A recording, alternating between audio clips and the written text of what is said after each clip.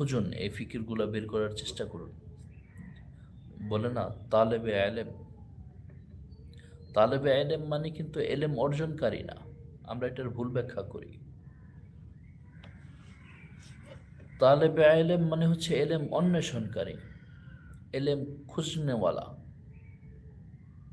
হুম, তালেবে এলেম মানুষ, তালেবে এলেম, তালেবে এলেমের অনেক সম্মান, কত কিছু আমরা জানি, কত কিছু বলি যে তালেবে এলেমের জন্য আল্লাহ তালা ফেরেশতারা, নূরের তৈরি ফেরেশতারা তাদের পাখা বিছিয়ে দেয়, পর বিছিয়ে দেয়।